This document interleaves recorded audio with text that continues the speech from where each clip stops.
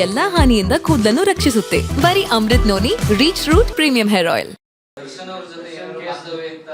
ಇಲ್ಲ ನನಗಿಲ್ಲ,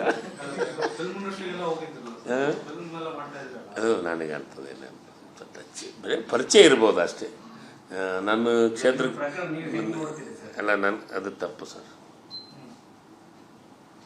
ಅವ್ರೇನೋ ಇರ್ಬೋದು, ವೈಯಕ್ತಿಕವಾಗಿ ನಾನು ಅದನ್ನು ಇಷ್ಟಪಡಲ್ಲ. ಯಾಕಂದರೆ ಜೀವ ತೆಗೆ ಮಟ್ಟಕ್ಕೆ ಯಾವ ಮನುಷ್ಯನು ಹೋಗ್ಬಾರ್ದು. ಅದು ಗೊತ್ತಿಲ್ಲ ಹೆಂಗೆ ಹೋಗಿದೆ, ಏನು ಹೋಗಿದೆ, ತನಿಖೆ ಆಗ್ತದೆ, ಯಾರು ಮಾಡಿದರೆ ಏನಾಗಿದೆ ಅದು ಗೊತ್ತಾಗತ್ತೆ.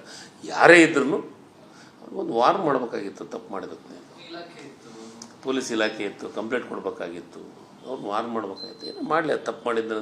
ಈಗ ಸೆಲೆಬ್ರಿಟಿಗಳಿಗೆ ಕೆಲವೊಂದಿಷ್ಟು ಈಗಿನ ಫೋನ್ಗಳನ್ನಾಗಲಿ ಮೆಸೇಜ್ಗಳಾಗಲಿ ಏನೇನೋ ಮಾಡ್ತಿರ್ತಾರೆ ಪುಣ್ಯಾತ್ಮರು. ಸ್ವಲ್ಪ ಕೂಲ್ ಕಾಮಾಗಿ ಮಾಡ್ಬೇಕು. ಯಾಕಂದರೆ ಅನಿವಾರ್ಯ ಇದು. ಅಂಥ ಜೀವನ ಬದುಕಿನಾಗಿರೋ ಹೊತ್ನಾಗ, ಸಾರ್ವಜನಿಕ ಬದುಕಿನಾಗಿರೋ ಹೊತ್ನಾಗ ಸಣ್ಣ ಪುಟ್ಟ ಬರೋ ಸಹಜ. ಅದಕ್ಕೆ ಕಾನೂನು ಇದೆ, ಪೊಲೀಸ್ ಇದೆ, ಡಿಪಾರ್ಟ್ಮೆಂಟ್ ಇದಾವೆ.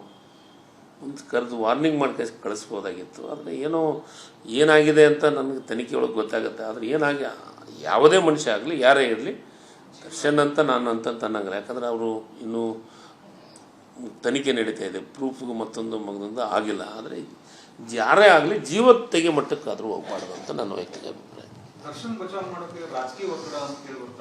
ನಮ್ಮ ಪಕ್ಷದೊಳಗೆ ನಮ್ಮ ಹೋಮ್ ಮಿನಿಸ್ಟ್ರು, ನಮ್ಮ ಮುಖ್ಯಮಂತ್ರಿಗಳು ಭಾಳ ಸ್ಪಷ್ಟವಾಗಿ ಮಾಧ್ಯಮದ ಮುಂದೆ ಹೇಳಿದ್ದಾರೆ. ಕಾನೂನು ಏನು ಹೇಳುತ್ತೆ ಅದನ್ನು ಮಾಡಿ ಅಂತಂದು ಅಧಿಕಾರಿಗಳಿಗೆ ಸೂಚನೆ ಕೊಟ್ಟಿದ್ದಾರೆ. ಅಂಥ ಪ್ರಶ್ನೆ ಬರೋದಿಲ್ಲ. ಇಲ್ಲ ನನಗಿಲ್ಲ, ಅದು ನನಗೆ ಅಂಥದ್ದೇನೆ ಬರೀ ಪರಿಚಯ ಇರ್ಬೋದು ಅಷ್ಟೇ. ನನ್ನ ಕ್ಷೇತ್ರ ಅಲ್ಲ, ಅದು ತಪ್ಪು ಸರ್. ಅವ್ರೇನೋ ಇರ್ಬೋದು, ವೈಯಕ್ತಿಕವಾಗಿ ನಾನು ಅದನ್ನು ಇಷ್ಟಪಡಲ್ಲ. ಯಾಕಂದರೆ ಜೀವ ತೆಗೆ ಮಟ್ಟಕ್ಕೆ ಯಾವ ಮನುಷ್ಯನು ಹೋಗ್ಬಾರ್ದು. ಅದು ಗೊತ್ತಿಲ್ಲ ಹೆಂಗೆ ಹೋಗಿದೆ, ಏನು ಹೋಗಿದೆ, ತನಿಖೆ ಆಗ್ತದೆ, ಯಾರು ಮಾಡಿದರೆ ಏನಾಗಿದೆ ಅದು ಗೊತ್ತಾಗತ್ತೆ.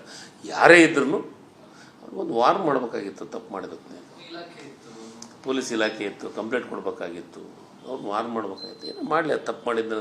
ಈಗ ಸೆಲೆಬ್ರಿಟಿಗಳಿಗೆ ಕೆಲವೊಂದಿಷ್ಟು ಈಗಿನ ಫೋನ್ಗಳನ್ನಾಗಲಿ ಮೆಸೇಜ್ಗಳಾಗಲಿ ಏನೇನೋ ಮಾಡ್ತಿರ್ತಾರೆ ಪುಣ್ಯಾತ್ಮರು.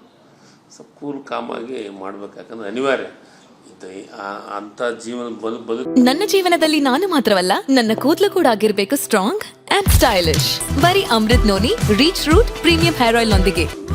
Reach root premium hair oil ಹೊತ್ನಾಗ, ಸಾರ್ವಜನಿಕ ಬದುಕಿನಾಗಿರೋ ಹೊತ್ನಾಗ ಸಣ್ಣ ಪುಟ್ಟ ಬರೋ ಸಹಜ. ಅದಕ್ಕೆ ಕಾನೂನು ಇದೆ, ಪೊಲೀಸ್ ಇದೆ, ಡಿಪಾರ್ಟ್ಮೆಂಟ್ ಇದಾವೆ.